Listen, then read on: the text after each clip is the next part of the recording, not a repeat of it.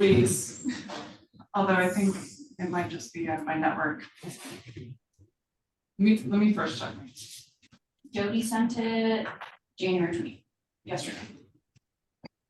Okay, I should find it. I just wasn't refreshed. Okay, let's go ahead and get started. Good afternoon, everyone.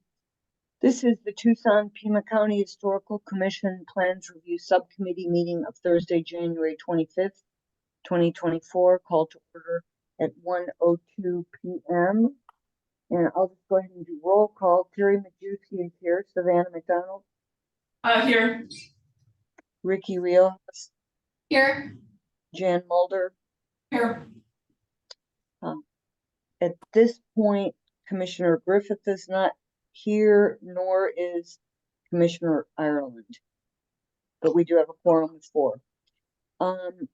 Item 2 is approval of the legal action report / minutes for the meeting of January 11th, 2024. Could I have a motion to approve as submitted, please? This is Ricky. I have motion to approve as submitted. Thank you. I'll second. This is Jan. Great, thank you. Is there any discussion on those? Okay, if not, I'll call roll. Terry says aye. Savannah? Aye.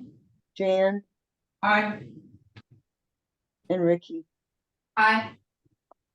Okay, it passes 4-0. Thank you.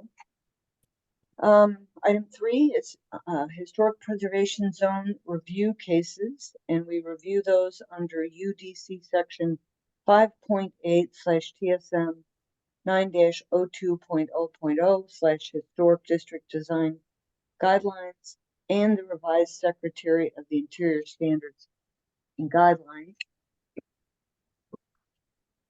Case 3A is, wow, TD-DEV 1123-00455, 200 North Court Avenue.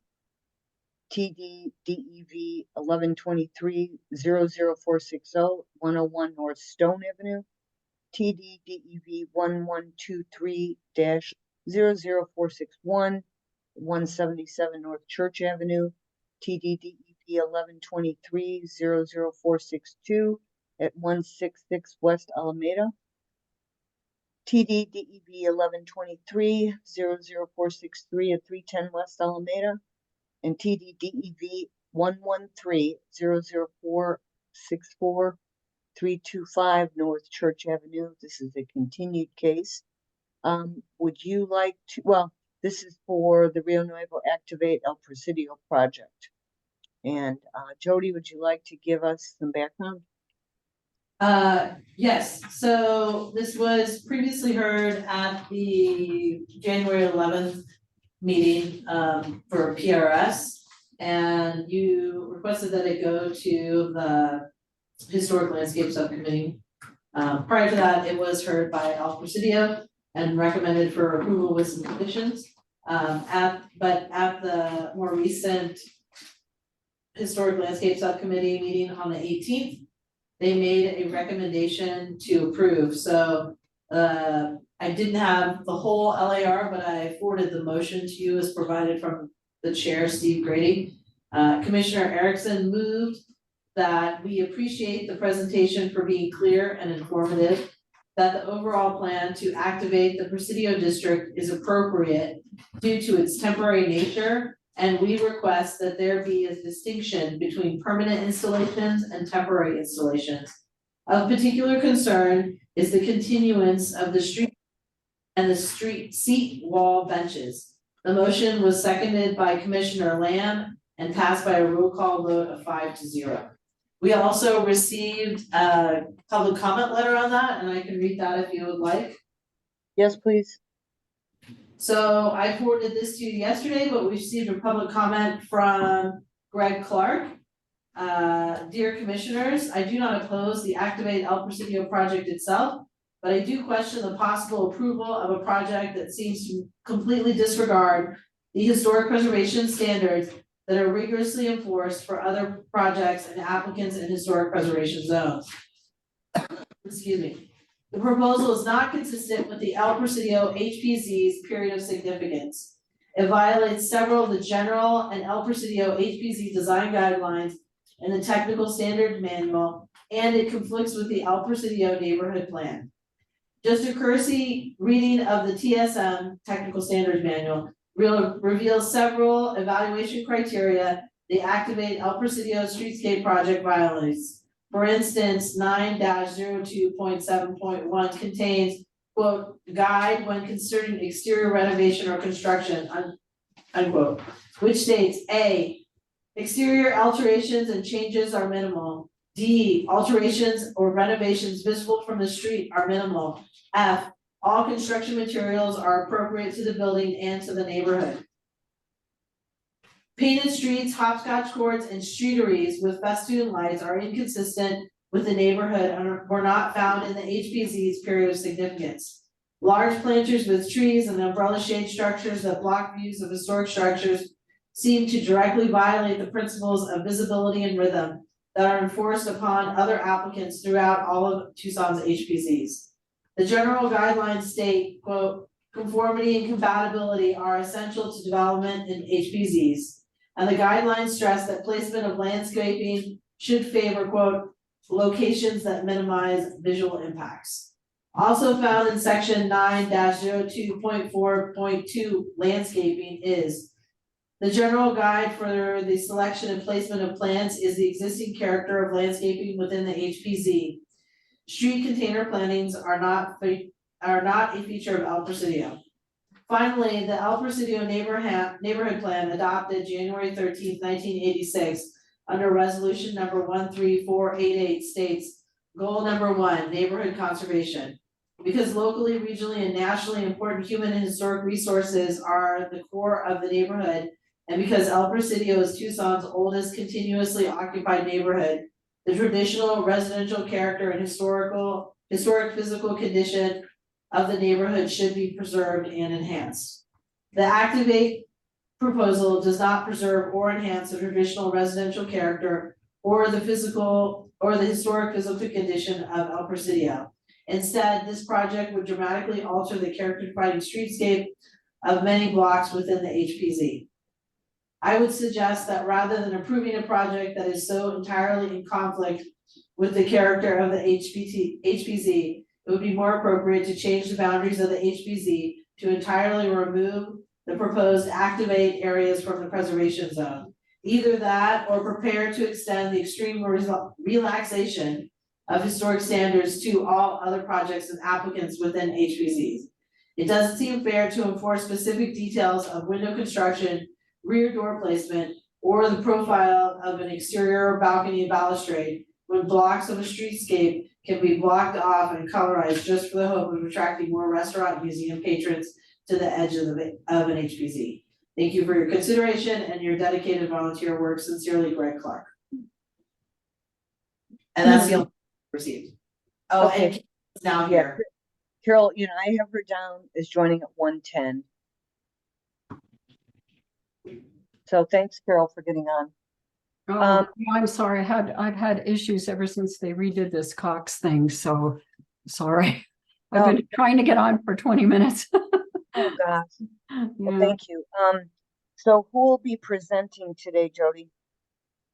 I believe Amy Perrin from Norris Design will be presenting, and I think Amy, I made you a co-host so you can share your screen. Okay, and I don't see her on here, but that may be because my screen isn't accommodating everyone. She's I'm here. Okay, Amy Perrin presenting. And tell me again, Norris Design, is it? That's correct. Okay, so since we heard this previously, and I think most commissioners heard the presentation, maybe you don't have to go into as much detail about the project except to sort of summarize it. Does that make sense? And talk about any changes that you've incorporated since review or, by the different bodies. Does that make sense? It does. Thank you. Mm-hmm. I will go ahead and share my screen here and Okay. we'll provide that quick summary and then start with updates since both we've met with you last and based off of the historic landscape subcommittee meeting. And just to make sure you are seeing my Activate El Presidio screen with the image. Wonderful, thank you. Yes. So again, just a quick summary of the vision and goals of this project. It is to activate the historic El Presidio neighborhood and works to do this for a more pedestrian and walkable, or with walkability and pedestrian access in mind, and creating a visual connectivity throughout all of these areas. It overlays a lighter, quicker, cheaper approach based on the Project for Public Spaces action plan that Rio Nuevo worked with Project for Public Spaces on back in 2019. This does have a sunset date, so the project is to be evaluated and each area looked at to understand if it impacted the historical context and sense of place of the historic El Presidio neighborhood. That evaluation is to take place after 3 years. Based on past meetings, I will also just note that this project will have TRE agreements with city of Tucson, Rio Nuevo, and business owners will be working on those agreements. Downtown Tucson Partnership, Rio Nuevo, and City of Tucson are also working through maintenance plans for each of these areas and designating who will be maintaining landscape and how all of that landscape will be maintained, making sure it's understood whose responsibility that is.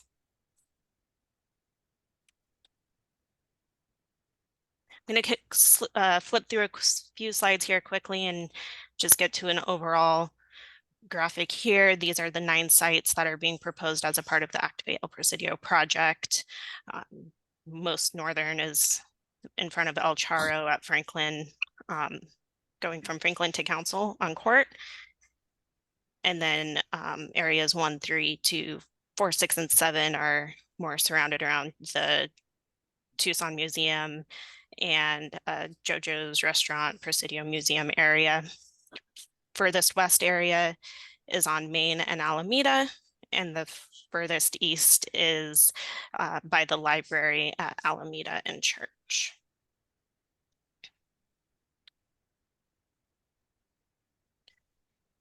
I'm just going to pause on this area quick. I don't know if you want me to go into details on each area. I don't know that that's necessary. Perhaps I'll just start with the updates, and please stop me if you want to look at a certain area. Yeah, well, I think, Amy, and commissioners, you can weigh in. I think just a brief summary of things that are going on for each area. Is that Okay. what you would? Or what do you think, commissioners? I mean, I would like a little time on each page because the product that we were provided does not have the images that are presented here. Right, this is an updated presentation, so I think we should see if, you know, what you have to say quickly about each area, then we can ask you questions if we have them on this area. So yeah, explain the updates with each area just as we go through them. Yes. Okay. Wonderful. So this first area on Court, going from Washington just to south to Tejas, includes landscape containers that do have the desert willow tree. This tree was discussed with the landscape historic subcommittee, and alternatives such as an orange tree were suggested. However, the neighborhood had requested native trees that are low water use and have a lower leaf litter. So our Rio Nuevo and Norris design team believes the desert willow is still the best option for this project. Orange trees would just need too much water. Amy, do you know why they suggested an orange tree? Because those trees get huge. More for the historical context of the tree. Okay. I think there was some discussion of the fact, though, acknowledging that these were container trees. So that kind of flipped back to desert willow too as a smaller species, and since the containers aren't historic anyway, Yeah. Container trees. Okay. Originally sour orange was proposed as a more historically But accurate. yeah, but it's also reversible. Right? Okay. Thank you. You're welcome. Let's see, other area or things in this area, we still have the streetery, additional bike racks and painted street paint along the corners. Nothing else has been updated for that just- site. Oh, Can I ask a question on this page? It's yes, keynote 11 says pedestrian pavers. Is that a salvage brick? it is. Yep, and I have a rough square footage for you on the salvaged pavers. We are proposing to take out roughly 500 square feet of pavers. Overall project for new or to use the salvage pavers elsewhere, such as in this area, totals roughly 400 square feet. The purpose of having the reused or the salvaged pavers or brick in this area is to just help widen the sidewalk a little bit. It's only about a foot or so to help with pedestrian access around some of these elements. Okay, yeah, thank you. You're welcome. Okay. The next area on Tejas. This area did have some changes. Again, with the desert willow conversation, we have festoon lighting, the paint. The big change here, that was a concern for both this committee and the landscape subcommittee, were the masonry walls. The design team, Rio Nuevo and with Norris Design, have decided to remove the masonry seat walls, and they are now going to be steel benches that match the benches proposed on other areas of the project.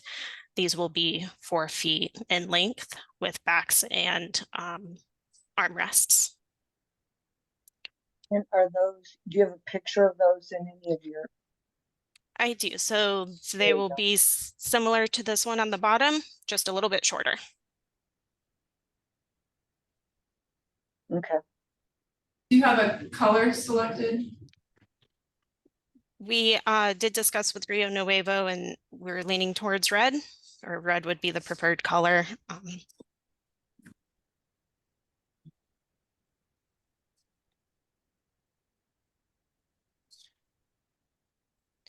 Okay. Now, one of the other comments that have come up in the past is the landscape containers, the round ones down at the bottom right-hand image. I want to clarify that these are fiberglass landscape containers, which are approved by the Department of Transportation and Mobility. So the ones we are proposing are not the plastic type containers that I think the concern was similar to the containers on 6th Street. So these are a little bit more heavy duty than those.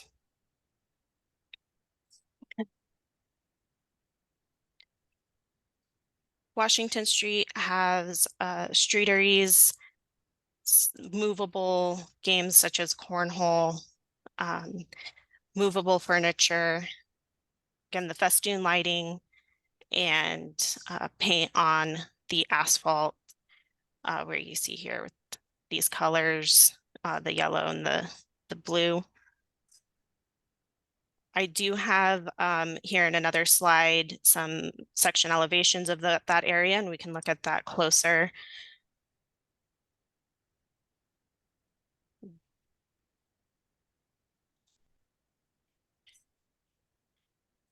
So looking at this section elevation, the Old Town Artisans, it lines up with the plan view above.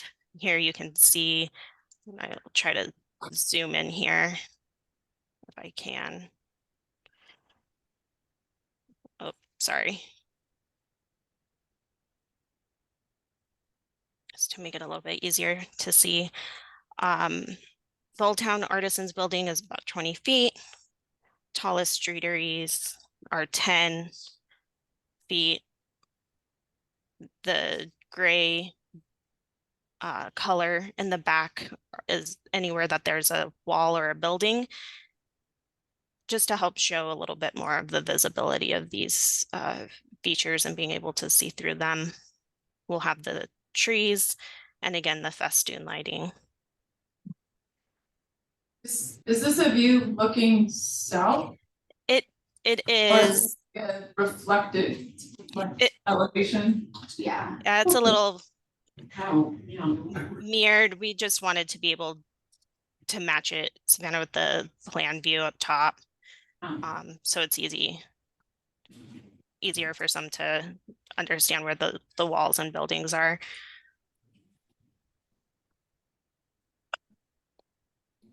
And then that showed the entry, the JoJo's entry, that's the crossing.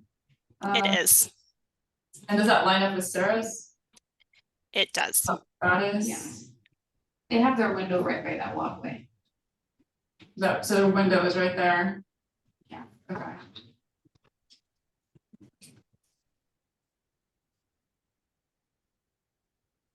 And I know this is a new slide, so I want to be able to answer any questions on this before we move forward, or make sure you've had enough time to look at it.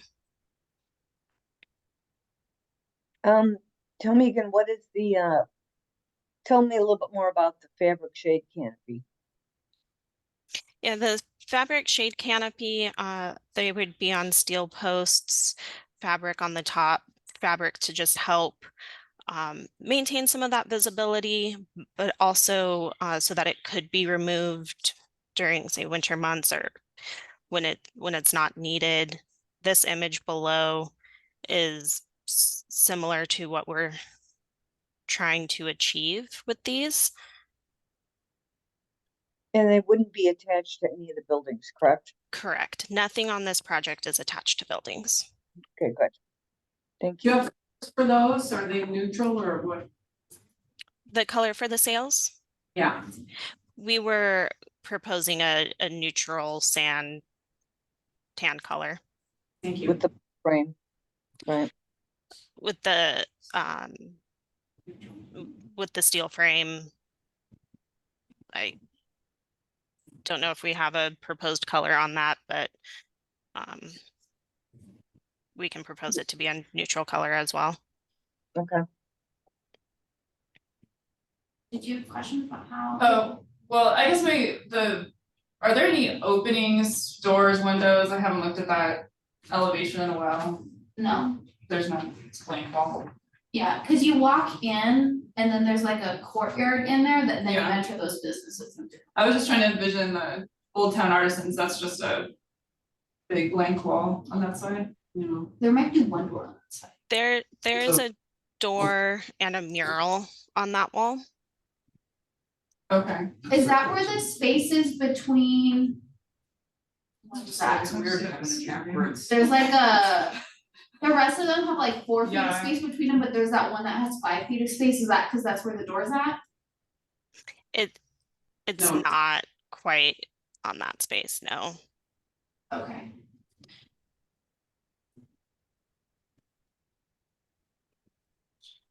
But those are windows. on the Okay, there are artists. windows, I mean, Yeah. there's windows and doors we're Yeah. not seeing.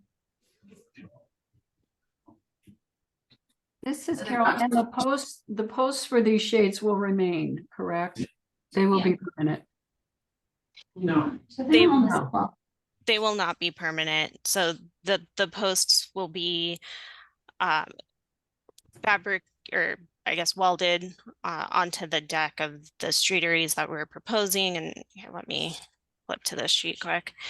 So the idea of the streeteries, the shade, all of it could be moved at a later date. Nothing is, for these, nothing is being put into the ground. It's all surface. These structures are very similar to the one currently on Congress, if you're familiar with that one.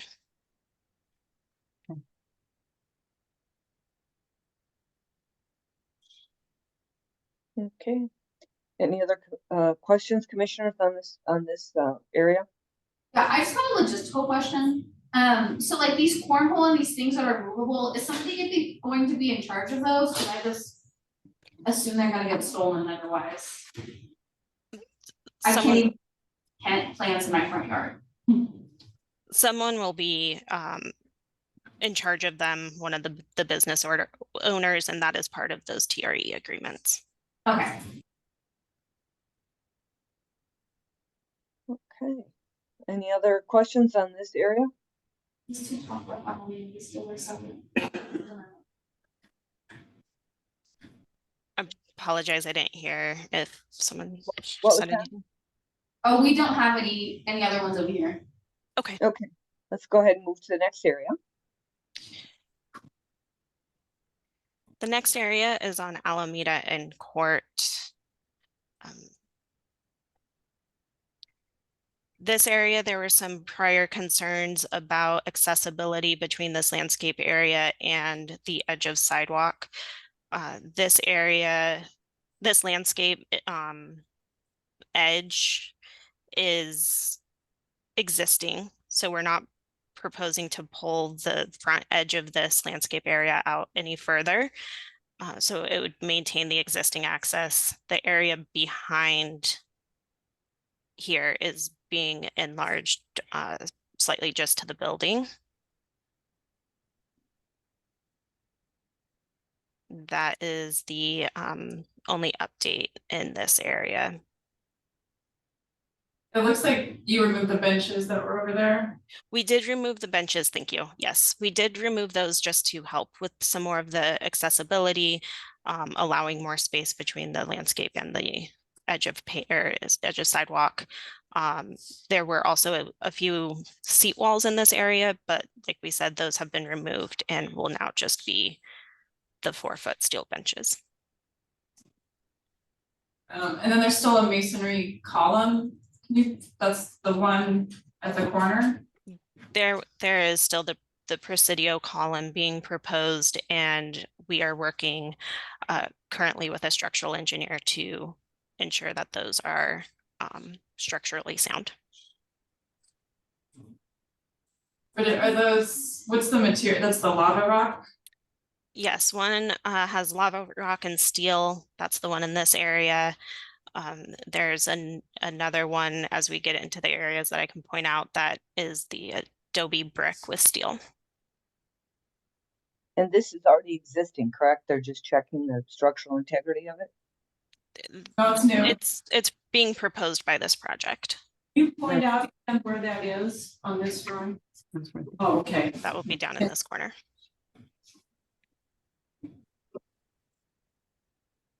And what is your idea about that? Just that it marks the area more clearly as El Presidio, or? It does creates some a visual to let people know that this is El Presidio, that they're in El Presidio. On the side of the column, there will be a couple areas open for additional wayfinding signage for future use. It's just being kept blank or space available for that addition.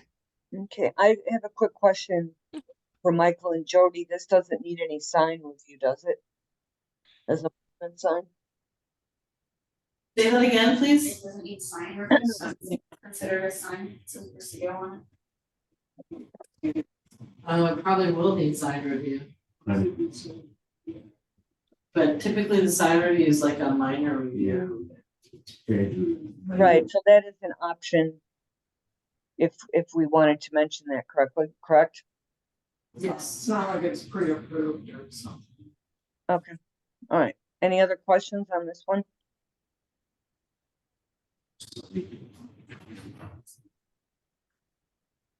Okay, The next area is Alameda and Main. This is where that other Presidio column with the adobe and steel will be, and that is in the corner here on Main and Alameda. Nothing has changed in this area.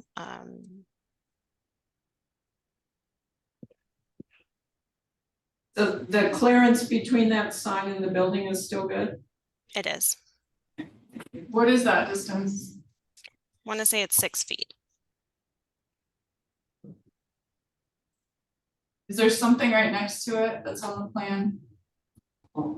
A light pole? It's, yeah, an existing sign or existing light.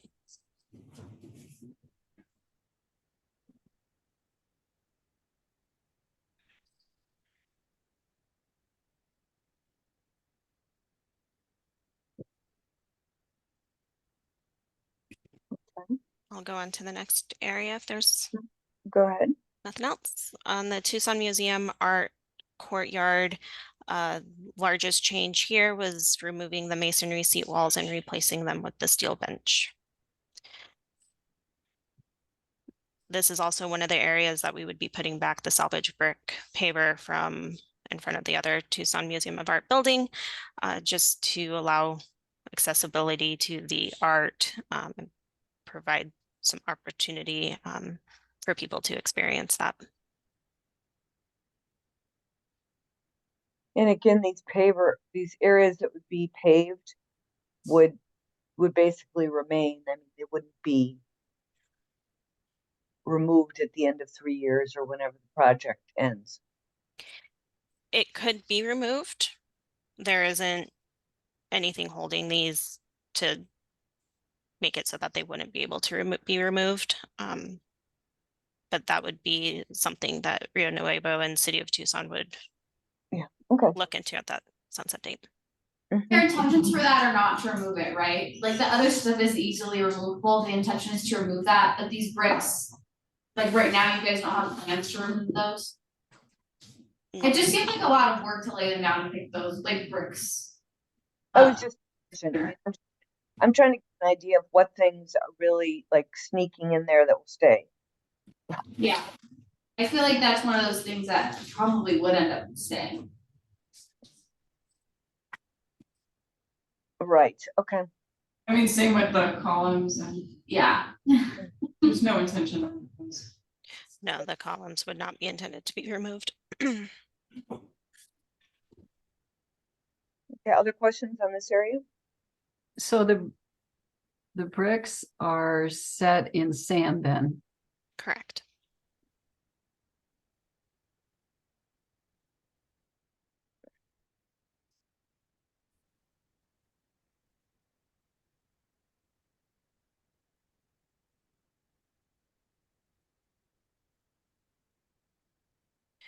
Moving on to Transamerica Building. This area also did not change.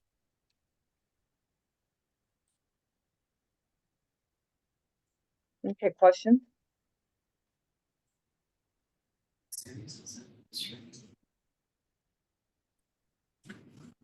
We don't have any. Go ahead. Oh, it's outside of this, That part. that corner? Oh, That corner's outside the district. Which corner, Jody? This one, the Transamerica corner is outside of the district. The building one that is, didn't have any comments. the building too. Yeah, the building too. The courthouse isn't in the district, is it? Okay, I mean, they're eligible or listed on their own. I Yeah, think they're yeah. outside of the El Presidio district. Area 8 is the Church Avenue intersection at the park. No changes have been made to this area since we last met. Outside as well. Outside of the district, yeah.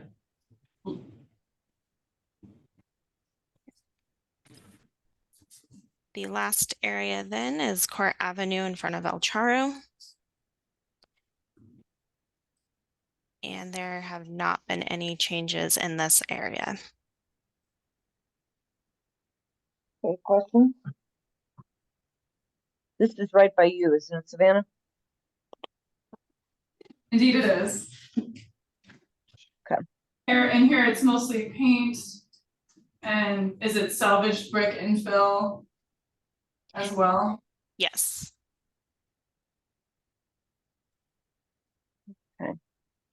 So I wanted to ask a couple things. So Jan, because you're on Historic Landscape Subcommittee, are your questions answered by this, or do you feel comfortable based on being at that meeting at HLS? Yes, the main thing I think going forward, the presentation is not entirely clear, but just being clear in the plans, what's permanent and what's temporary. And I think we've heard two things that are probably permanent. Because the concern was, in particular, the concrete benches, which are now gone, as I understand it, and the paint that, the paint now, which remains, that there would be the option in 3 years. First of all, it would be revisited and it could be removed, it could be freshened, or it could be changed. And we heard at that meeting that that was the case. Yeah, and I think it's important to document that because it will likely not be the same committee, subcommittee of PRS or whatever. And I wanted to make another point. If in 3 years this will be assessed, it'd be interesting to know what your assessment factors, measures will be, because how do you measure activation? If we don't have figures now about visitation in El Presidio, what will you compare it against? So it would be disingenuous to say, oh, it's double the number of people if we didn't have, similarly measured things. So, I don't know how you can really judge that right now, right? What in terms of, how much visitation you get to El Presidio. And then I also wanted to mention, in reference to Mr. Clark's comments, that my opinion, and I'd be interested in other PRS members' opinion, the bulk of these things are reversible. And when we think about the cases that we review in the Rio Nuevo area downtown, there has been activation by individual building owners of the exterior of the building, usually up to the sidewalk, whether it's, having exterior seating to a restaurant, and other things like that. So this isn't the first time that we've seen that kind of thing, but to me, it's a very different kind of slippery slope in terms of, the things he mentioned. It isn't, the buildings won't be affected. And to me, it's a very different thing than making permanent changes to your historic building. So it's not really comparable at all, in my opinion. So I'd be interested in knowing what other commissioners think about that. Because I think we should address this. We should ask ourselves that question that he raised in his comment. Terry, I thought about that as well, because most of it is reversible. That doesn't mean it will be reversed, but it is reversible, so it isn't a permanent change. Except for maybe, I guess the bricks can be reversed too, and the painting will eventually go away, but yeah, and that's something that if you look at its standards, that is always a consideration. If it's something reversible, it's you look at that a little bit differently than a permanent change. Mm-hmm. About one thing I forgot, I overlooked in talking about the painting and reversibility.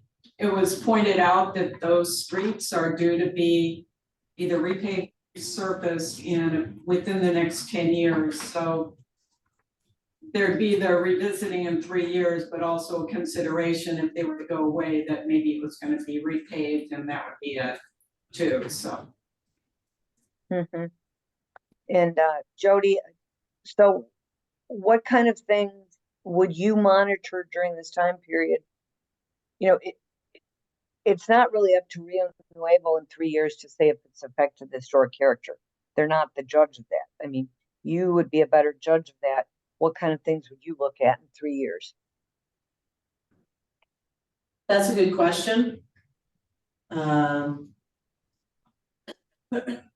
I guess to look and see how well items have fared, what damage they've done to the underlying elements, if any. I mean, that's what I can think of off the top of my head. You kind of put me on the spot a little bit there. But really like how the items have fared and, you know, what, if any, damage has occurred because of these elements that have been introduced. Yeah, and I think it'd be very useful to take pictures of the streetscape before this stuff is done, if that's possible. I mean, there aren't that many areas where things will be installed. Yeah, okay, so other commissioners, do you have questions? I mean, and it's always helpful too, you can always go and use like Google Street View, and it allows you to go back in time too, so you can always see the different things, but I can make a note to go around and take photos. Or just maybe of some things, or I don't know, or even a video with your phone, you know, just to see what it is. But the Google Street View would be very useful if you could go back, you know, to the time period before this is constructed. Okay, go ahead. Our comments before about the shade structures, and even though these are temporary, we had, you know, initially had some concerns about how those relate to the buildings. And the scale was shown to be lower and things that I think, at least for me, made me comfortable with it. But even though they're temporary, I think there's still some level of compatibility questions, which I think is why painting kept coming up in the discussion in historic landscapes. And the painting's one thing, and it's, you know, it's loud and mixy and a lot going on, activates. But then throwing red benches on top of then these other colors, it just starts to me feeling discordant. And at some point, it feels like you want to find a balance between activating and having a pleasant street experience that's lively but relaxing, or I don't know.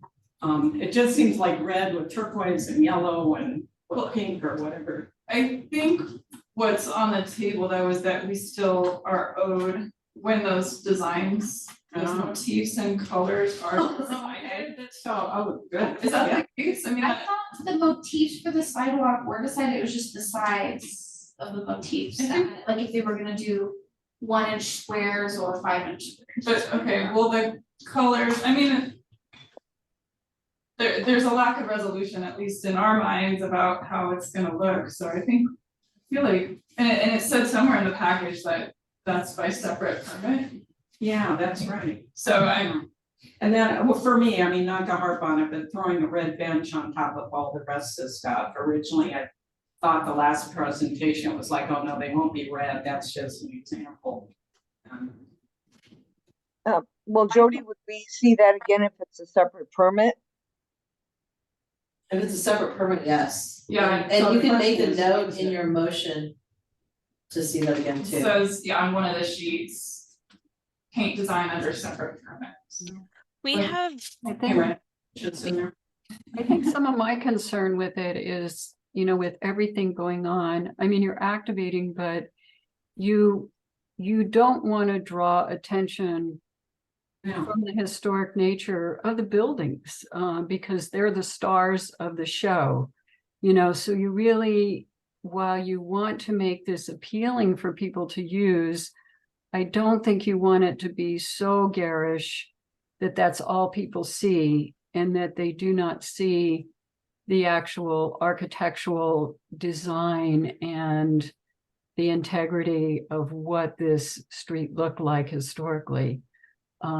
So, and not all of the streets are as historic, but certainly some of them are. And, I think of University right now where there's some of the houses are still there that were originally there, but there's so much going on in front of them.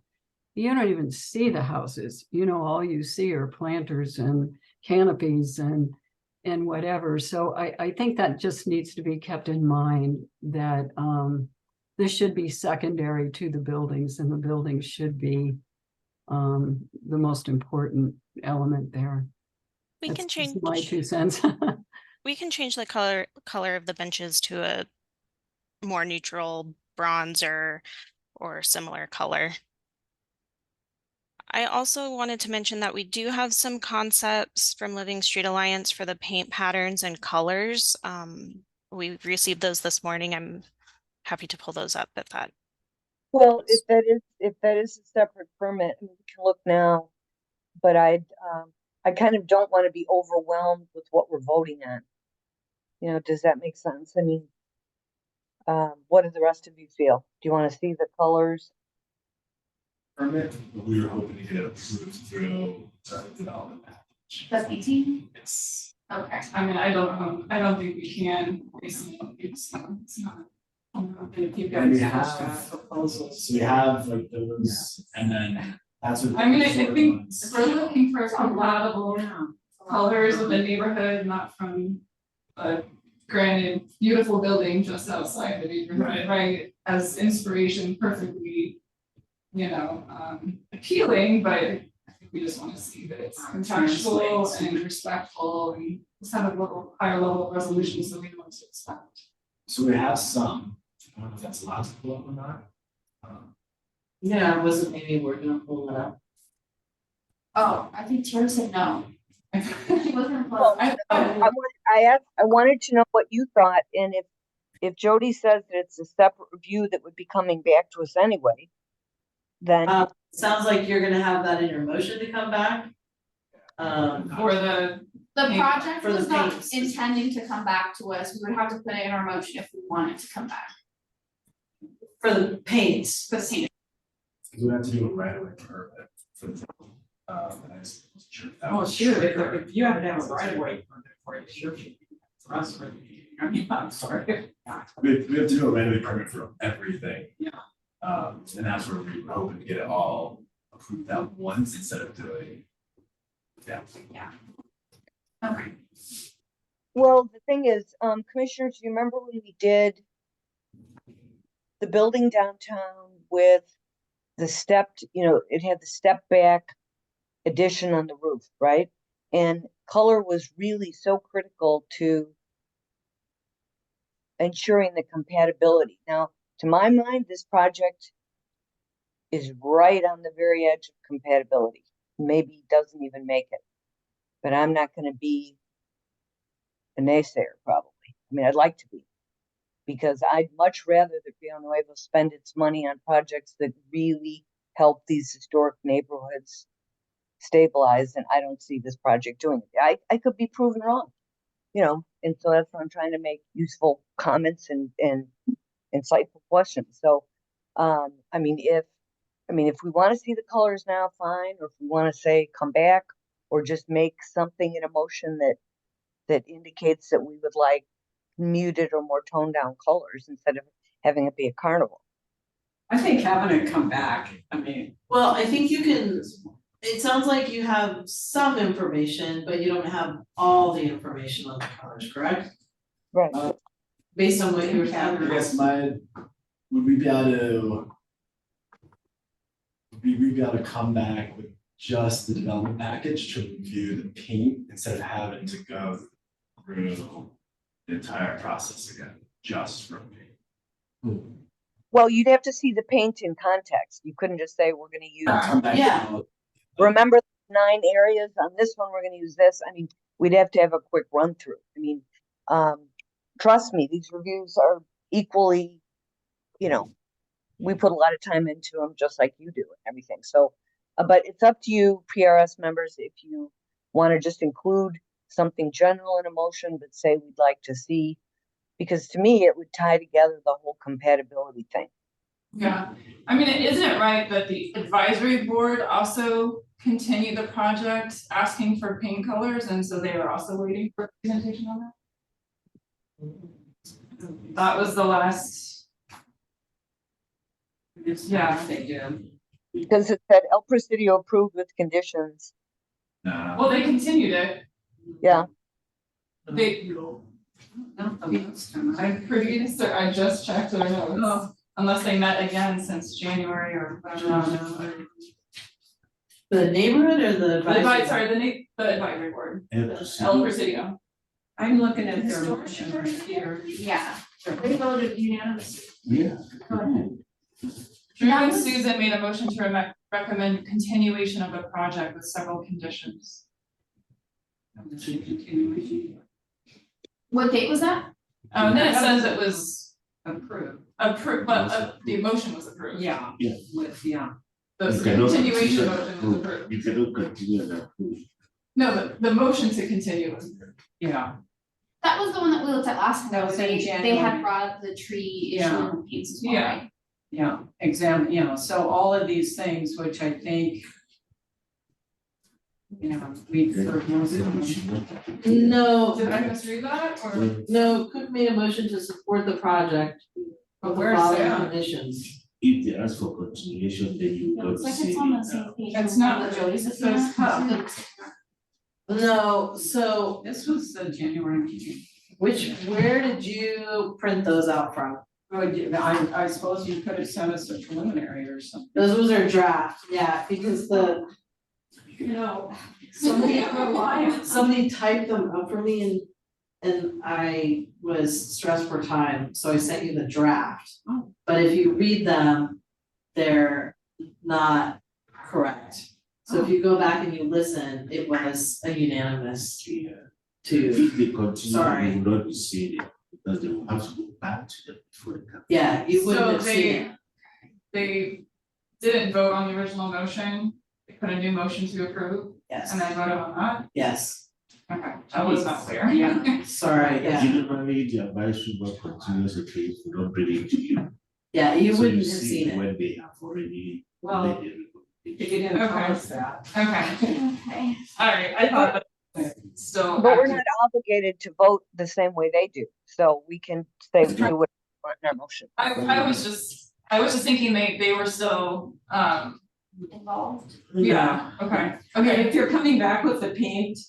If you're coming back items with the paint, it would go back to the advisory board anyways, in context and probably, before it came to you, yeah. then if anything changes as part of your right of way permit, you'd need to tell us that. I mean, if they say move that thing Mhm. out of the street onto the sidewalk or something, we need to know The that. right of way permits will be more, for like build out construction. Okay, So this they're whole more like project. construction design, For the. so it's for- not gonna change the design there. No, we're hoping, so at this point, this project is going through the city of Tucson, so traffic engineering. Okay, they've all those- already approved locations. They've given Norris Design the feedback on, that type of stuff, Okay, you know, bring in, if there's any size restraint, got it. things like that. But we will have to do right of way permits just for the install. Got it. And we're hoping to get, I think, yeah, we're hoping to get it all looked at by y'all at the same time. Emily's on the call. Who's that relative to the? It's just a lot. Okay. Yeah, so their contractor will be. Got it. So you can have, I mean, so you can have it in your motion to have the paint come back, it can come back during the right of way. If it comes back, it'll go to El Presidio first and then it'll go to you.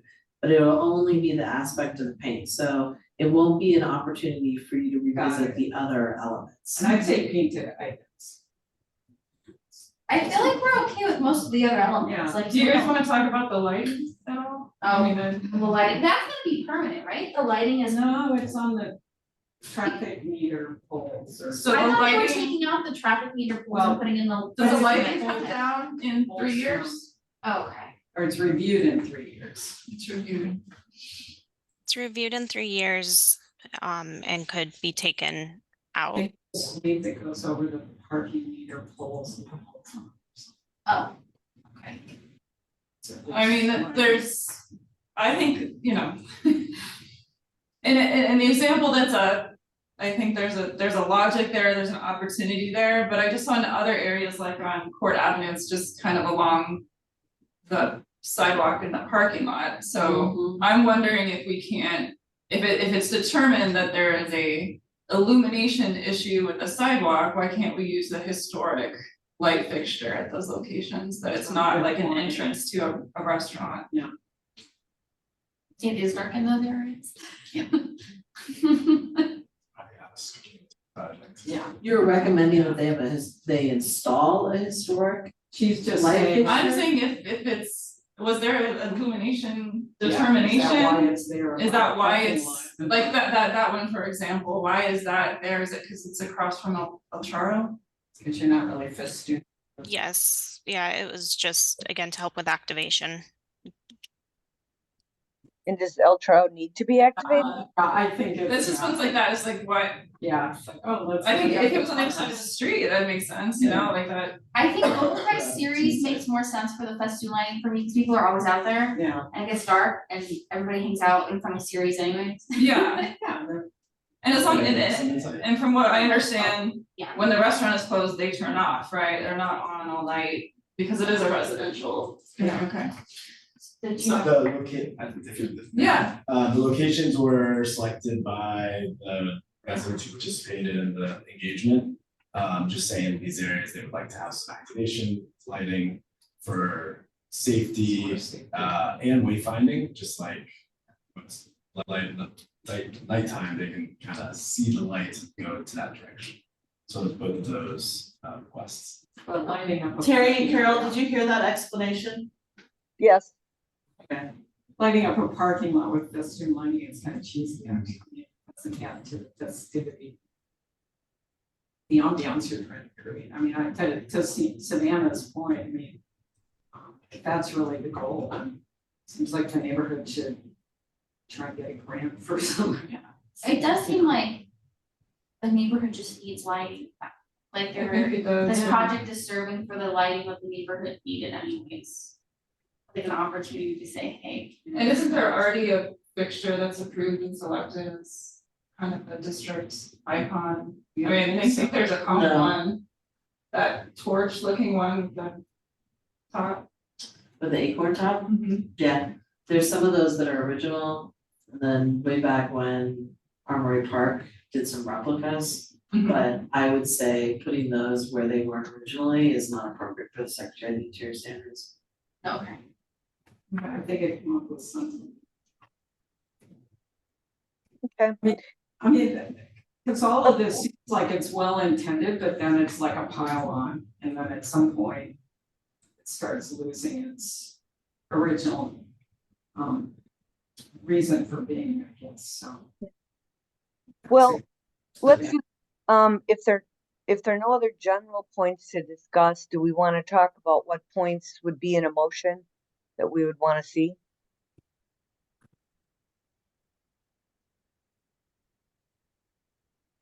He has a good type page. Yeah. Oh, she just got- why did you have to tell me like that? You always sit next to me, this is what happens. I just took general notes from the whole thing. There's the, like the paint design for the street and maybe also the benches that they would come back when they go to get their separate permit. Or anything that was gonna be painted, Okay. Okay. Colors and the design. painting plan.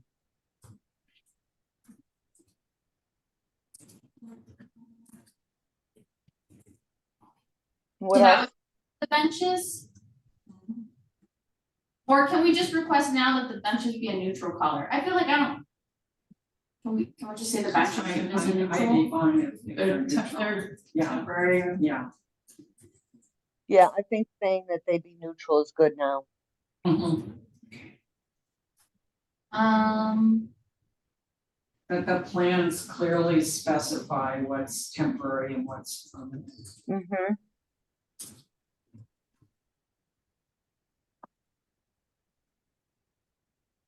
And then I think, Amy, you had mentioned that the poles for those shade structures, you would also make them neutral? Or do we, The shade Bench. structures. The shade structures, they already said we're gonna be, Amy, is it called out on the plan that you made the change for the shade structures to be neutral? Or is that just a decision that you have made that it's not updated on the plan yet? We're in the process of updating all of our plans based off of these Okay. these meetings and the development plan review comments. So yes, we will make all of those colors neutral. okay. And so is there confusion about the desert willow being okay, or do we need to say anything about I'm that? okay with it, I'm okay with it. I don't know any alternatives, so. That's Oh, what yeah, I yeah. would ask them. Yeah. We've Yeah. heard that And from them. when I was at the other meeting, somehow it was conflated when it was presented to us that the neighborhood wanted the desert willow. Or didn't want the desert willow, they had wanted it, so. Okay. Yeah, the advisory board said Yeah. something about the tree Yeah, being a different species yeah, perhaps. that they wanted. I think I was the one that brought up some of the issues with the desert willow because it is a riparian plant. Whether it would do well in pots, I don't know, unless it's watered well and there isn't a irrigation drip system. It also wants to grow like a bush, so it does have branches that extend out and it is deciduous. So, those are, there are other options.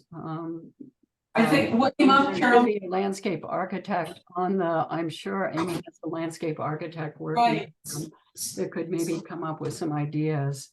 Compatibility with the neighborhood. I don't know, I think a citrus tree would even be a worse idea because they don't do well I think some of them, a lemon might or a lime might do okay in a pot, but generally that's and they need a lot of water too, so.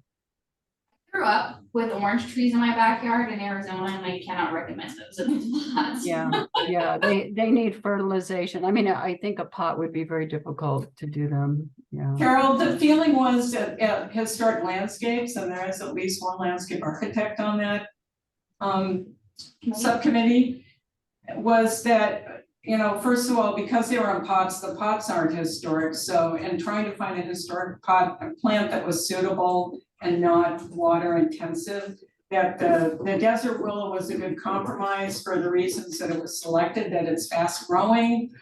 This is potentially a temporary or short-term project. It is smaller than a lot of species, so there was feeling that for this application, it made sense. You wouldn't plant it in El Presidio as a street tree for that reason, but to have it in pots was okay. Okay, if the landscape architects, I mean, you would know more about it, yeah, that's fine. That it's acceptable because they're in pots and removable. Okay, do we need to say anything about it, or is that they're gonna do the desert willow and that's that? That's Yeah, maybe we just. that's leave that it out. outside, we don't. Okay, what else? Last, it would be the festoon lighting design. Oh, right, so are we comfortable just? I mean, off it's the temporary and it parking gets lot? turned off. at Are night, the right? other ones going to be, like, I know the series book gets turned off anyways, but the ones on the other streets, are those gonna be turned off at a certain, okay. But so the neighborhood wants them for safety, but what does that mean for a parking lot? I mean, Parking lot has it's like the sidewalk that's. so, but how would that go? Who would decide when that's turned off or if they're gonna say I think that's out of scope. Parking lot there is out of scope. It's fine. so maybe it should just. The one that's shown? Well, El Charo would be responsible for those lights.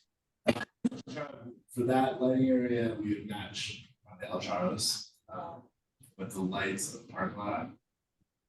I think she's talking about that The one. lights you have at the parking lot, Your proposal. Our this- lights. Yeah, they'd be turned off when El Charles, they're turned on. yes. Which goes in the TRE, which goes into like the specifics on. I mean, there's probably a better solution, Yeah. right? I'm not, Yeah. it's temporary. I think in the scope of this like their whole theme of this project is to do it cheap and quickly and like permanent lighting. Well, it's not like- cheap, yeah. How is it we want it to still be Yeah, responsive and respectful and. Yeah, it's just, I'm not, like what I see so far. And so a temporary festoon lighting that then just puts off, maybe them applying to get real lighting. Yeah. Yeah, and what about the monument signs to have a minor review? For the signs, For did the you say? signs? Oh, yeah. Yeah, those monuments, corner. Yeah, good one.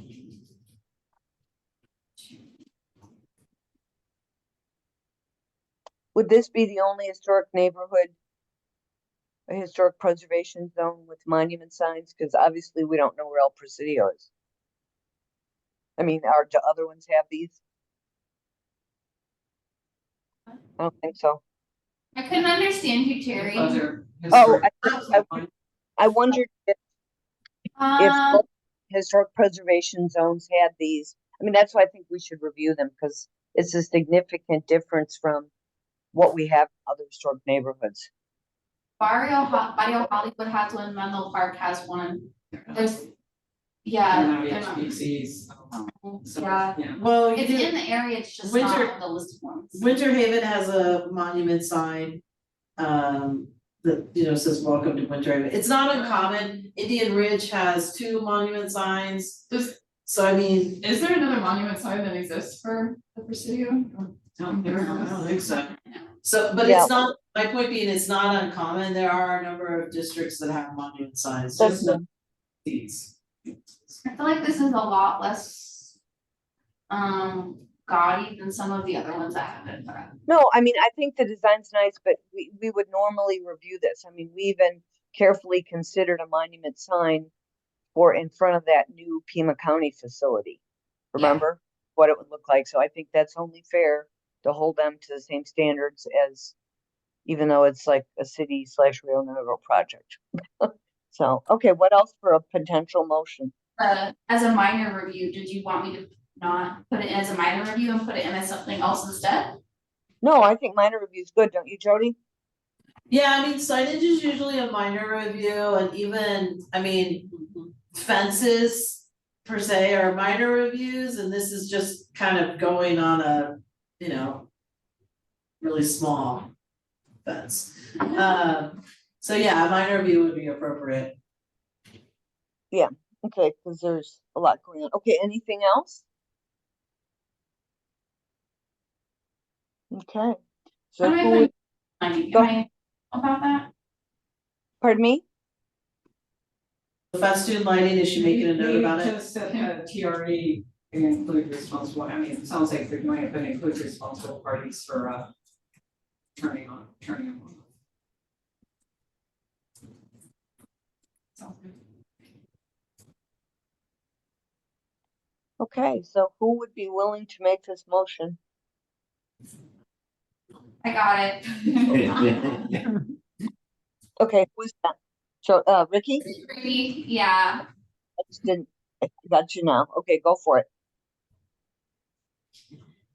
on the matter of TD/DEB, I'm not gonna read all these.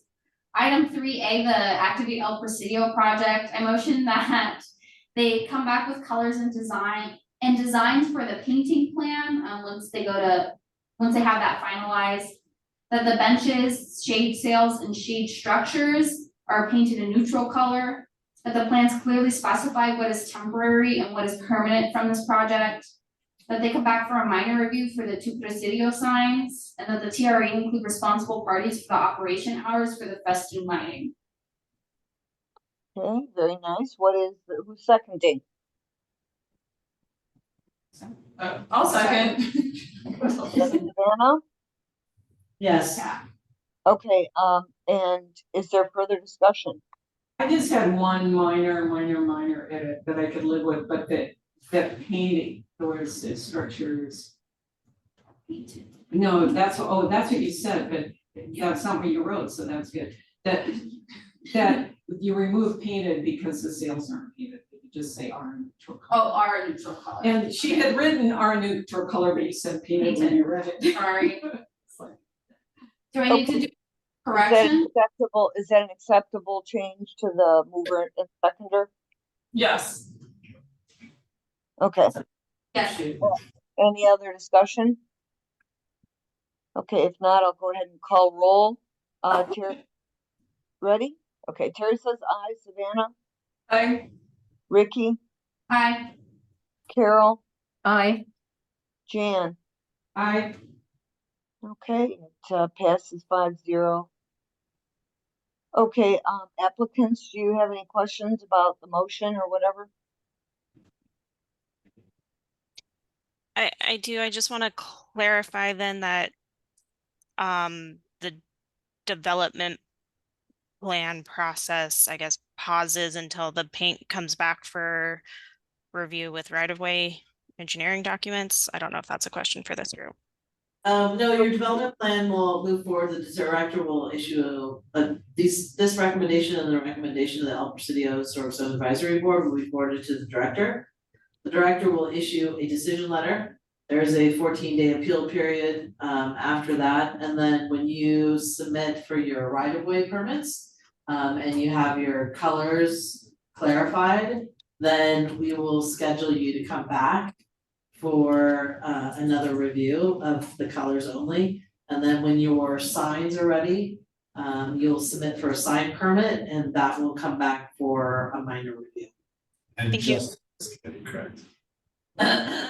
Well, your colors will go to the El Presidio Historic Zone Advisory Board and then they'll come here. So you'll still have to make those rounds. And your sign permit, because it's a minor review, it would be one member, usually Ricky, one member of the plan review subcommittee and one member of the advisory board. And they meet either via Zoom or on site. It's typically 15 minutes. It's, they make a recommendation, they review what you're Apparently it's going to be a Zoom meeting. I'm doing it, it'll be a Zoom meeting. I know that, that's what I'm saying, it's a Zoom meeting. Yeah. Thank you for the clarification. Yeah, and thank you for your thorough review and the questions you answered and so forth. It was very helpful that you gave us that information. Thanks. Alrighty. So we'll see you next time.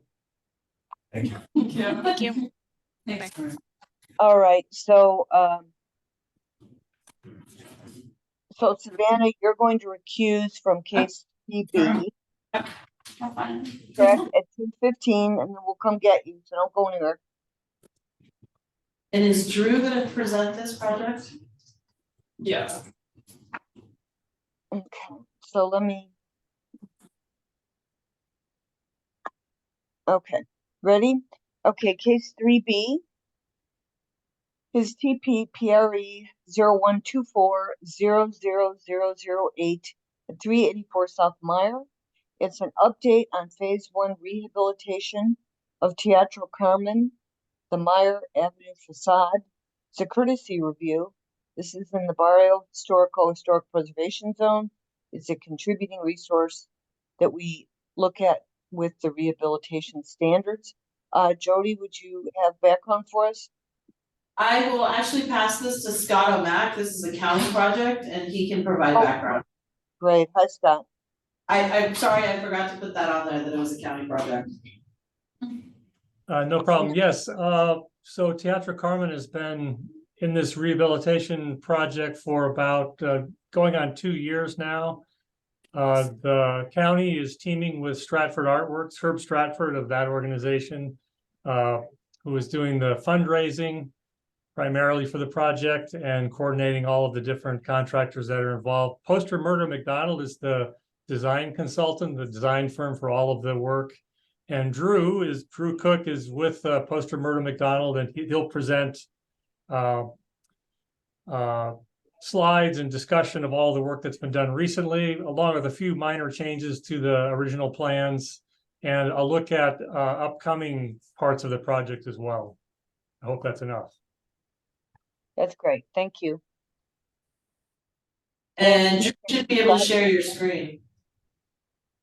Bear with me for a second, because I always struggle getting this.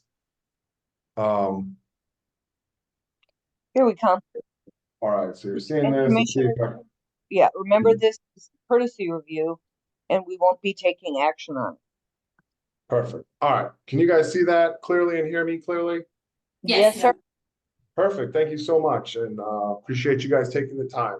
And just so you know that this project is kind of going in a odd pattern or path, as normally we would come and present to you one giant package of what we're gonna do. This project has been broken down into multiple phases, as well as Herb Stratford is doing all the fundraising for this, so at times he may get money that needs to be used within a certain window of time, and we have to sort of focus what we're doing. So that being said, I apologize for this being our second or third review with you guys, but this is also a courtesy review just to let you know what we have been doing, what we have accomplished, and where we're going from here. So we started, gosh, I think we started last year in August with the renovation of the Teatro Carmen, and we're working with Stratford Artworks, Pima County. M.W. Morrissey has been our contractor, and Odin Construction. So this is a photo of the Teatro Carmen, a full facade prior to the beginning of our restoration. And as you can see, to the left here is the historic Black Elks building, which was built roughly 1940s is what we have. And they actually inhabited this building, we believe, in the 1935. So they started in the Teatro, built their side, and inside there was a men's and women's side that had pool tables and restrooms and sort of a community space. And the Teatro sort of maintained what it always was. So we're just going to go through sort of what's going on, the restoration of the brick facade, talk about the Black Elks Club, the recreation of the original middle arch, the removal of the power lines, which has been kind of a huge piece of the project, finish selections, the sidewalk, the signage that's coming, and then the upcoming work, which will be the new roof and a gutter that we're going to install. Here's a photo of the original Teatro. It's a we're guessing 1918 photo, and this is our basis of design at the current moment is this photo, and where we've made the vast majority of all our decisions. And as you can see, there was a fruit stand or a market next door prior to the Black Elks Club. Here is a architectural drawing of what our goal was with this project. And you can see we were able to use 1940 Blanton Cole drawings of the Elks Club to sort of develop what we were doing. And then this is the Teatro Carmen drawings based on that photo. Originally, we didn't know what to expect, and the plaster gratefully came off easily. We didn't know this, we sort of suspected, and we knew it was a garage for 6 years, and there was a lintel placed in where the original arch was so that it could be a garage door. So that sort of became a larger obstacle in the project. And as you notice, they're only going up to this sort of top decorative brickwork, because we weren't allowed to go any higher because the power lines were so powerful that they couldn't drape them or protect them. So you'll see in the project, we were able to work the bottom half until we got the electrical lines down. And these are just some photos of the men that did the work, and they used hand tools and just slowly scraped the brick very delicately. The top layer came off really easy. The bottom layer came off fairly well, but it took some work. Here's a photo of the Black Elks side where they had removed the paint from the original red brick. And we used some 1917 photo or 1977 photos, which were part of the inventory form to sort of base this work on, where the building had exposed brick. This is the son of the Cox family. The Cox father and son did the work on this project, and they're retuck pointing all the brick after we removed the paint off the brick. Here's a picture of what we're calling it the mustache, but it was the original sort of ornate entry, and it was a dry pack sort of gypsum plaster that had no mechanical fasteners on it, and we had a lot of spalling and cracks, and as we started investigating, it was just falling off the building, so we had to rebuild it. And as well as on the left here is the new base. The base was created the same way, and we did a pour in place, and we used mechanical fasteners and recreated the existing base. Here's some of the work that we did on the arch, and what we discovered was when we started peeling back some of the layers on the inside, we found a small little section of probably like 3 or 4 bricks that were a part of the original arch, and we used that to project the original size, which came out to about 100 inches in diameter, and we started to create the new arch based on that. As you can see, they had to shore up that lintel, and what they decided was to build the arch up to the lintel and then continue on, and this arch actually became a column. So it's a 3 wide brick wall, and the center bricks were removed, were not installed on the new piece, and we put concrete and rebar in as we went up. So here you can just see a process photo, and we ended up having to do sort of a sandwiched wood header at the top, and then we cut holes into the wall, and we put steel members in to sort of hold up the upper half as we moved into rebuilding the arch. So just here's some photos of how we created the arch. These are the Cox. This is the son and the father in the background. Jeff and I believe it's Kyle working on the arch. And these two, their family were the ones that constructed a large portion of the U of A buildings and did the red brick work. I think they're the son is the 5th generation. So it was pretty awesome to have them on the project. So here's kind of an almost completed photo as they started working their way up. The arch is completed. They had some infill to finish. And we kind of got, this is why the project has taken so long. We got put on a hold here as we battled with TEP and all the utilities to sort of find our path through the neighborhood to get that started. Here's a photo, a pre-photo. So the civil work was kind of huge, and we wanted to talk about that. We relocated 2 power poles. We removed 1 power pole. We installed a J2 box on the property, which is sort of a transfer box. So all the power comes across the street into the transfer box and goes back out to our neighbors to remove that power line. The main goal for this, for us, was, you know, 1, we had street side fire access. So if there's a fire truck that needed to be there, they need to be able to put a ladder truck up. So that's number 1 goal. We wanted the ability to work on the facade because we were held back because of the electrical power lines. And then we needed a visual transformation because this building is incredibly historic. And I don't know if you guys have seen, but if you look it up on national parks, the photo for Barrio Viejo or Barrio Libre is the Teatro. So, you know, one of our goals was to create that image again. Here's just a little example of the level of civil work that we did. We ran, let's see, 3 Cox lines underground, 2 lumen lines underground, and 3 electrical lines. So you can just have an idea of, you know, the madness that we were involved in here. Just some photos of the work we did. We tore up the front facade, or the front sidewalk, which we did not anticipate, but that was in order to run the new lines. Here's a picture of the Blanton Coal facade that we used as our basis of design as we started to work on the 1940 drawing. And I don't know if we had this drawing the first time we came through on a review with you guys, but Scott O'Mac had found this as he sort of dove into the historical research. So we used this to, 1, copy the windows and the doors. So this is a facade, sort of a color pattern of what we were working on, trying to decide. And you'll see in some of the other photos, we've changed our mind on the green, but the majority of this is what we used to sort of develop the new facade. Here's a picture of the doors that we had made. These are mahogany doors. We kind of emulated the 2 stripes going down the middle as the bevel, and then we had brass port windows put onto it. And then here's a picture of the windows. I don't know why the windows don't match the doors, but they do in real life, just not in this photo. So here's some of the newer work that we wanted to show to you is that we, when we ripped up the sidewalk, we've been held to the new PAG standards, which are the Pima County and City of Tucson standards. And unfortunately, the Elks, can you guys see my mouse, by the way?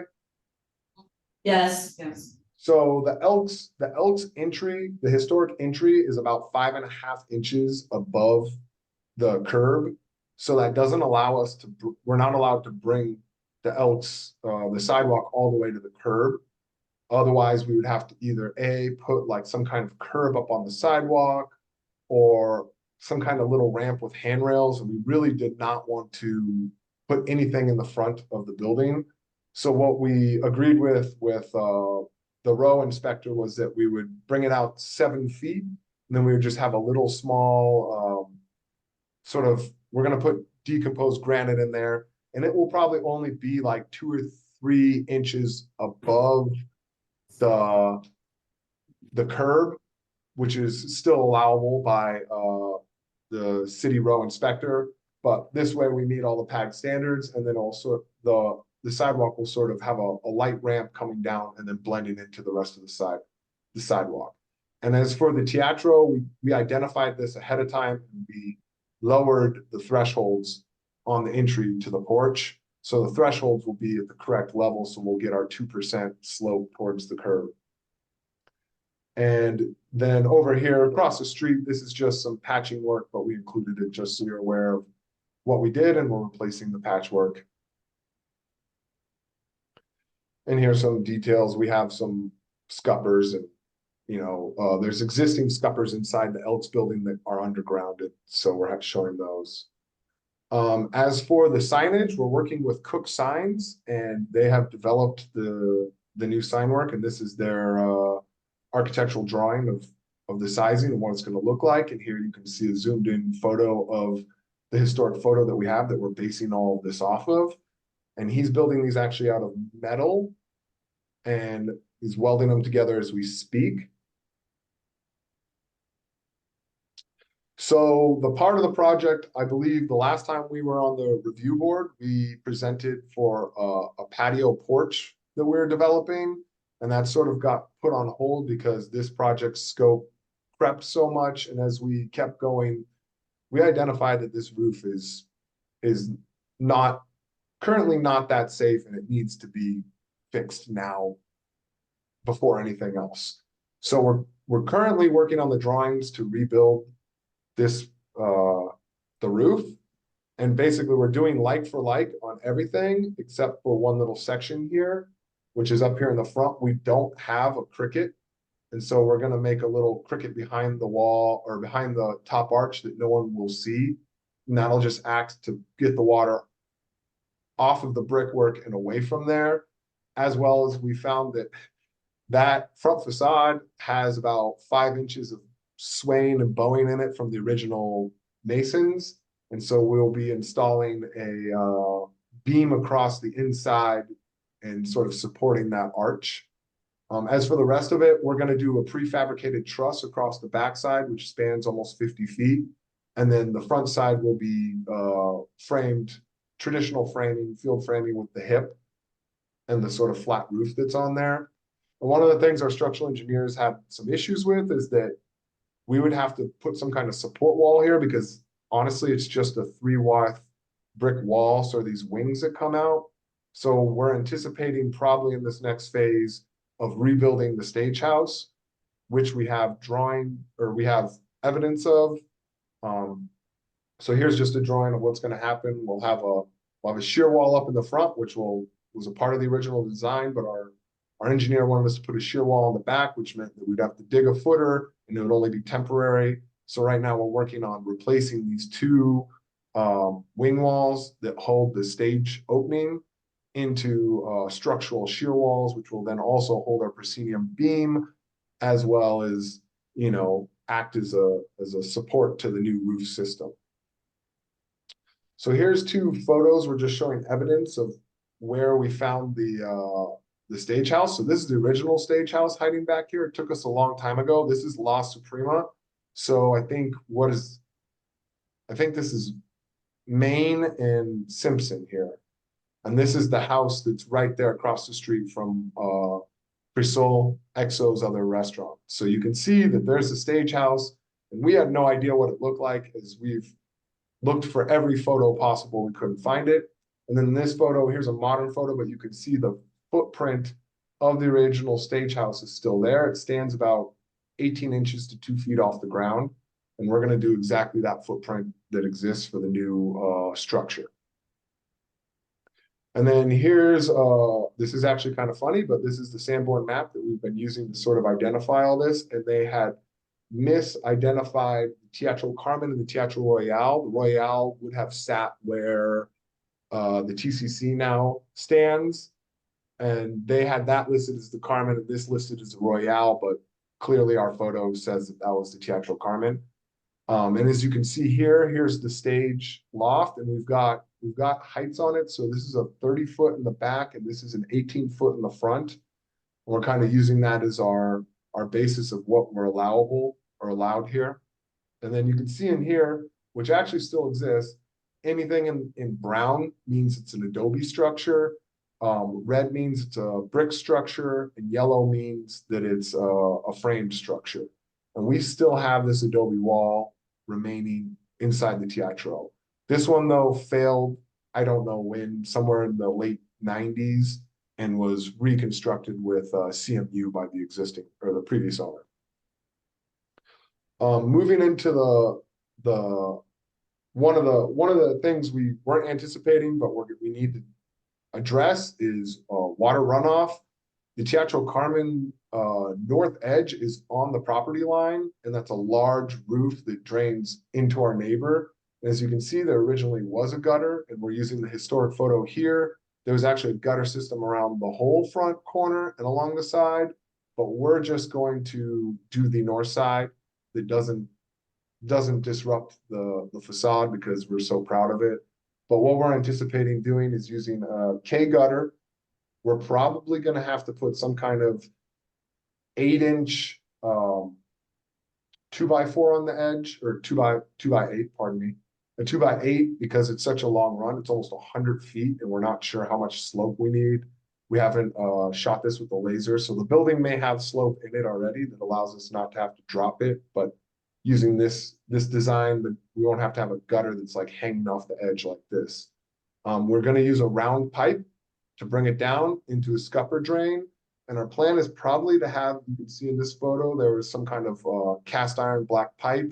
We're going to do some kind of guarded piping at the bottom so that bikes and wheelchairs and skateboards don't dent our gutter as it comes down, but it'll come down and then in through the sidewalk scupper. And here's some finished, well, sort of finished. This is unpainted, but this was the first day that they hooked up the lighting, and we're pretty proud of it. Don't use this as a reference of the color temperature because the camera burned it out. It's 2700 kelvins, and so it has actually a warm orange light on it. So here you go. Here's the photo on the right really shows it. But we just wanted to show what it looks like here with the existing electrical line and all the utilities hanging up above in front of the building. And the photo on the right shows, the clear view of what the building looks like now. Here's a photo of the Elks building. And we have the doors, we don't have all the hardware. And I don't know if you guys are familiar with what's going on in construction, but sometimes the door hardware and the windows are really hard to get right now, and the door hardware is hard to get.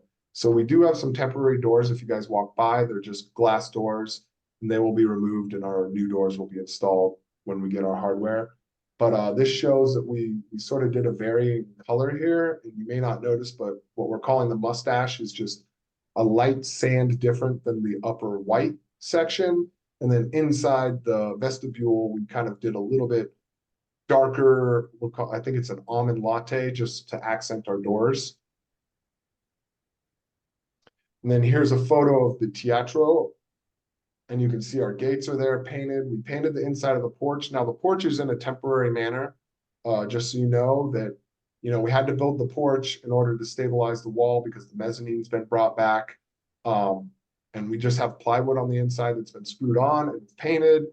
and that will hold temporary until we move into the next phases of the project. But you can see, we also installed the windows up at the top with the lights. And then here's a full photo of the Elks building, and I'll sort of open it up for questions if you guys have any questions regarding what we're doing. Thank you, Drew. Who would like to start with questions? This is Ricky.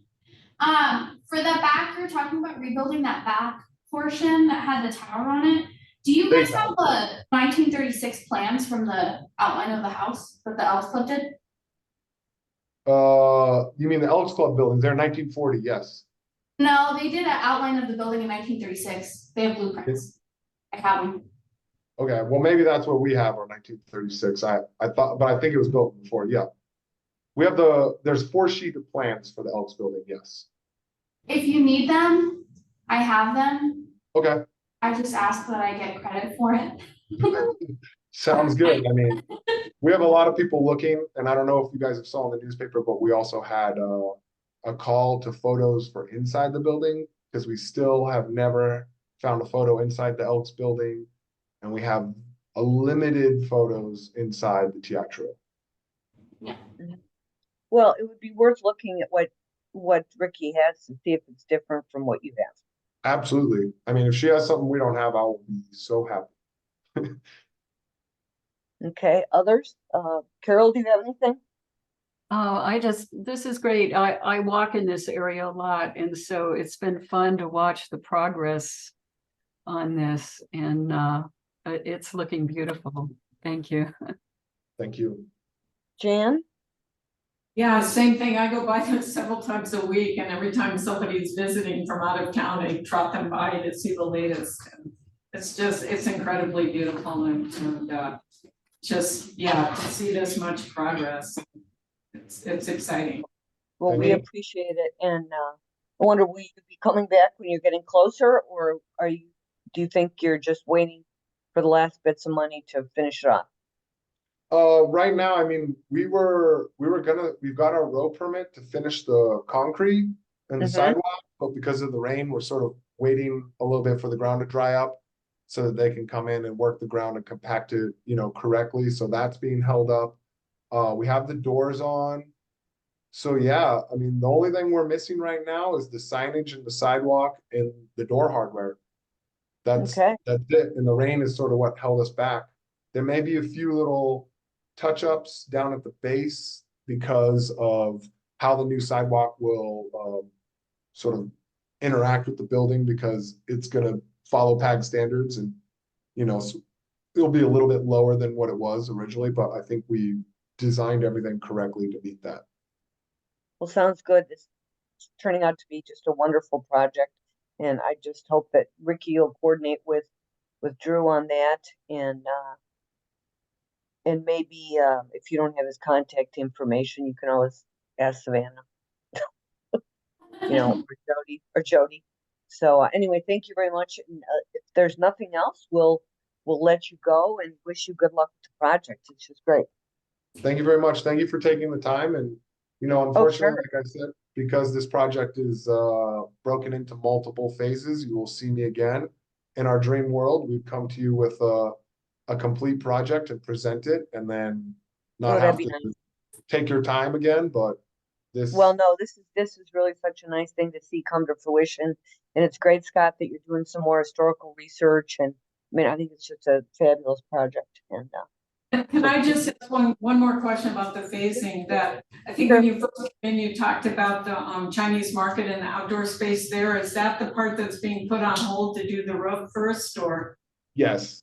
And because of sort of our design, we have a TI space, and we didn't really have plans for that. We've been working with kind of a restaurant group to help us identify what the needs are. We may end up having to introduce some sort of exterior restroom, and so we're still trying to run the calculations, as we've been just focused on the facade this whole time. But yeah, I think once we dial in what will be needed for that outdoor space, we will be returning to represent. Thank you. great, thanks a lot. All right. Okay. Thank you very Thank- much, folks, and have a good day. I'm sure You you too. too. Bye. Okay, would you, someone grab, Savannah, please? But I think she's packing up to come back in here already. Yes. Oh, So we have 3C? what was the deal with that guy? Is he Yes. available or- So the next item, 3C, he had a conflict. I said I would email him to let him know when we were close and he could join if he could. It doesn't look like he has joined. I've sent him 2 emails, so I think I'm gonna end up rescheduling him.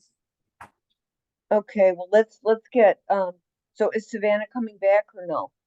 Yeah, that was Savannah. Is she there? I don't see her. There she is.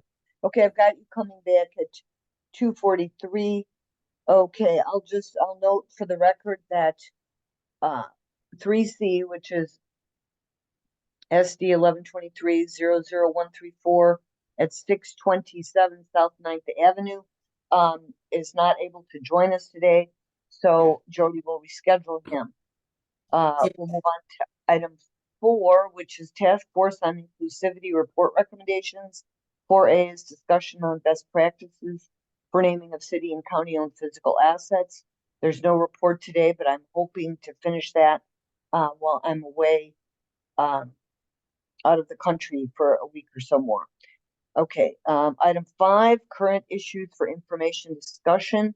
5A is minor reviews, and Michael, would you update us on that? Yes, Madam Chair.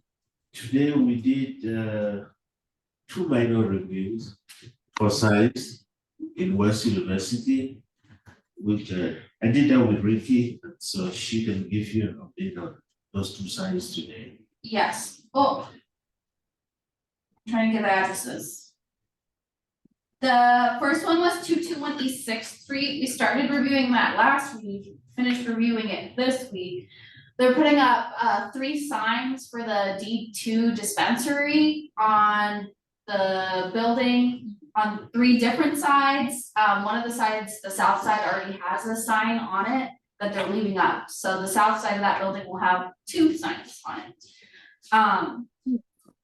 Yeah, that one came back today after a week because they have to do a special mounting system because they're gonna mount it on this tower that's out of the front that has like this design on it that pops out. So they're doing a special mounting so it doesn't touch the wall. The other one that is 548 East Speedway, it was approved, but they have to provide some modifications to the plan. That, I guess in that area, if the backing matches the color of the building, the backing size doesn't count. And so the initial plan that they presented to us was like 94 inches wide by 18 inches long. Both Richard and I asked that be shrunk down to be the size of the letters, which are about 5 feet long by 18 feet tall. So they're gonna shrink that down, yeah, 18 inches, sorry, 18 inches. And then send that to Rick and I for approval, but then that will go through. Yeah, those are the 2 that we did today, and then I have one to do with Ricky and Rick again tomorrow in West University at 7:05 North 7th Avenue for a roof, fence, gate, kind of thing. We will report on that in the next meeting.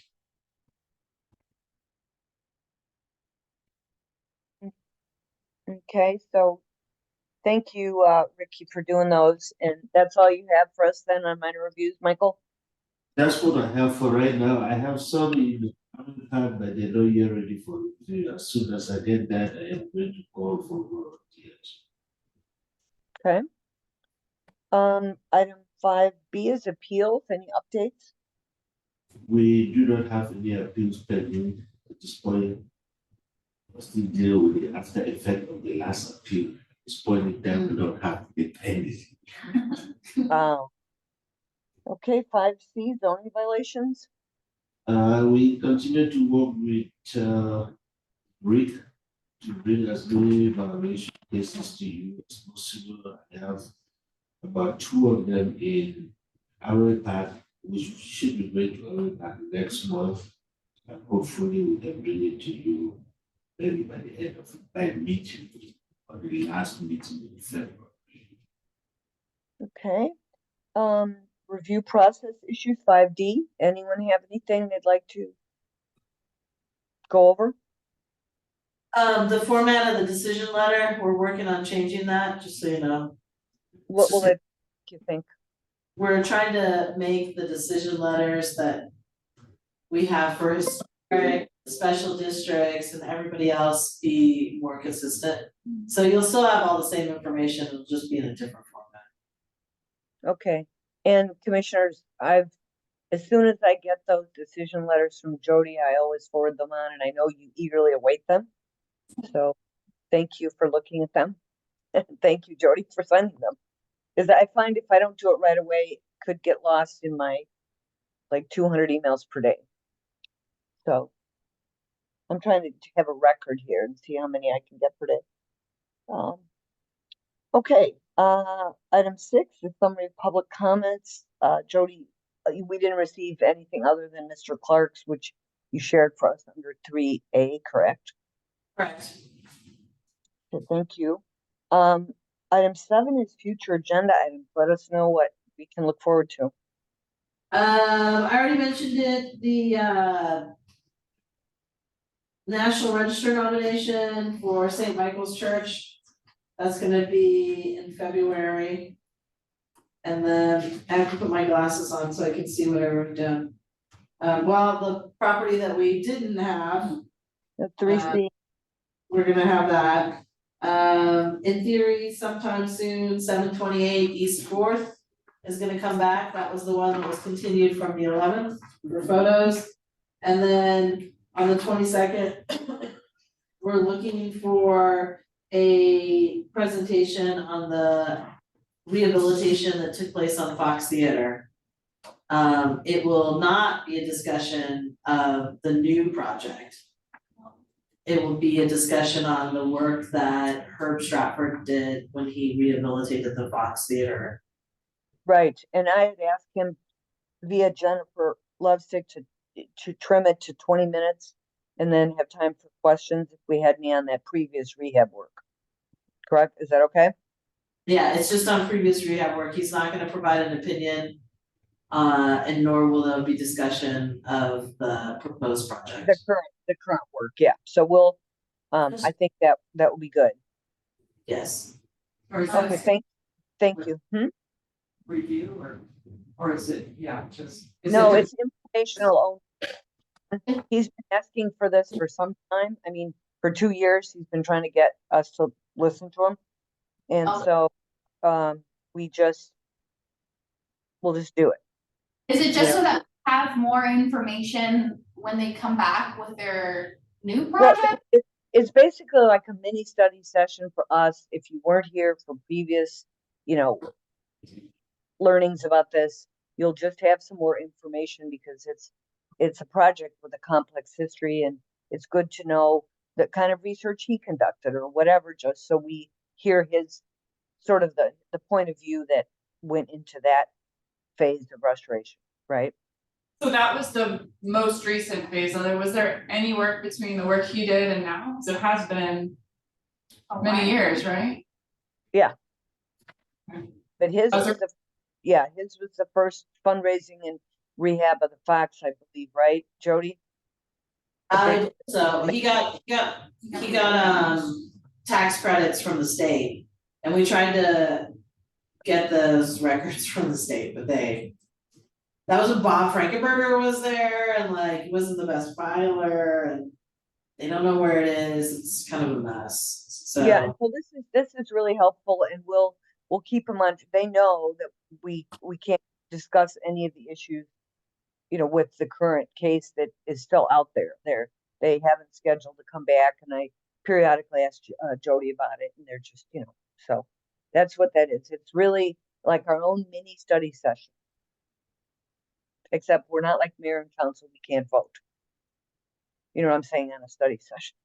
I'm So, trying to- yeah, so it's just a courtesy review. Yeah, kind of a courtesy, but it's more, it's not, well, I don't know if it's really a courtesy review, it's just sort of, Informational. Information. no action.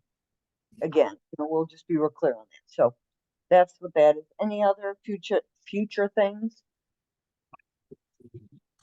Okay, Probably can't think of anything right now. okay, if not, we'll go ahead and adjourn at 2:52. Thanks, everybody, and I hope to see you in person next time. Is everybody able to adjourn, to attend next time? Yes. Yes. 2 weeks. Yes, February 8th is the next meeting. Right, meeting February 8th, and I will continue to try to find out where Joel is, but I hope he's okay. I think he had just responded that he was had a lot of stuff going on, so I don't know what's happening. So anyway, 2:52 and we're off, even though I'm still talking, but we're off. And Cody, send me the recording when you have it or whatever.